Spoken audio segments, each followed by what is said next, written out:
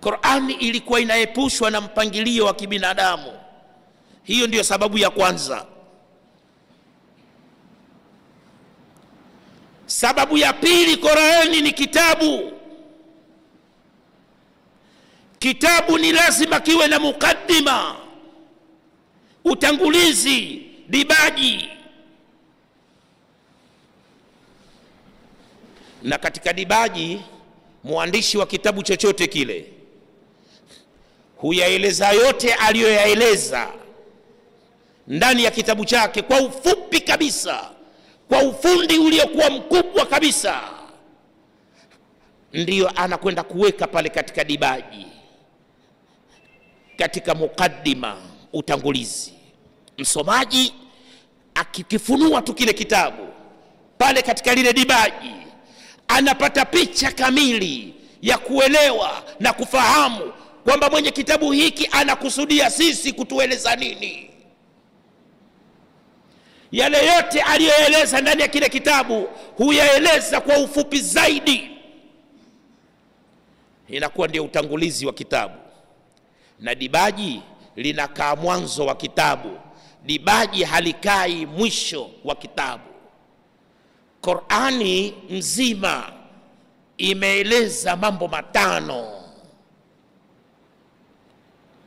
Katika sura zote 114 ni suratul Fatiha peke yake ndiyo iliyoweza kuyakusanya mambo yote hayo matano na kuyaeleza ndani ya sura moja, pamoja na udogo wake unauona. Jambo la kwanza, Qur'ani imeeleza tauhidi, imefundisha tauhidi, upweke wake Mwenyezi Mungu Subhanahu wa Ta'ala. La pili, Qur'ani imefundisha, imeeleza ni jinsi gani Mwenyezi Mungu Subhanahu wa Ta'ala anavyotaka yeye aabudiwe.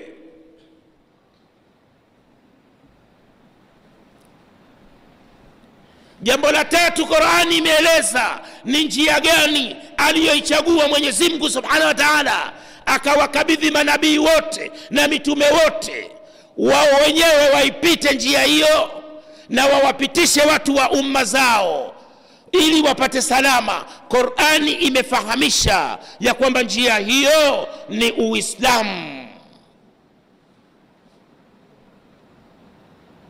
Jambo la nne, Qur'ani imeeleza juu ya mwisho mwema wa waja wa Mwenyezi Mungu Subhanahu wa Ta'ala waliotangulia, kwamba mwisho wao ulikuwaje. Waja wema wa Mwenyezi Mungu wa umma zilizotangulia, mwisho wao ulikuwaje? Na Mwenyezi Mungu Subhanahu wa Ta'ala ameahidi kwamba atawalipa nini wao. Na Qur'ani pia imebainisha juu ya waja waovu wabaya wa umma zilizotangulia kwamba mwisho wao ulikuwaje, na Mwenyezi Mungu Subhanahu wa Ta'ala ameahidi kwamba wao atawafanya nini, atawalipa nini. Jambo la tano, Qur'ani imeeleza, Mwenyezi Mungu Subhanahu wa Ta'ala amebainisha katika kitabu hiki juu ya waja wema wa ummati Muhammad sallallahu alaihi wasallam kwamba wao mwisho wao utakuwaje na Mwenyezi Mungu atawalipa nini. Na juu ya waja waovu wabaya wa ummati Muhammadi kwamba mwisho wao utakuwaje na Mwenyezi Mungu Subhanahu wa Ta'ala atawafanya nini. Haya yote mambo matano yameelezwa na Qur'ani. Mambo haya yote matano ni suratul Fatiha peke yake ndiyo iliyoweza kuyakusanya yote na kuyaeleza ndani ya sura moja. Ikabidi sura hii ni lazima iwe ndiyo mukaddimatul Qur'ani, ikaenda kupangwa kuwa ni ya kwanza.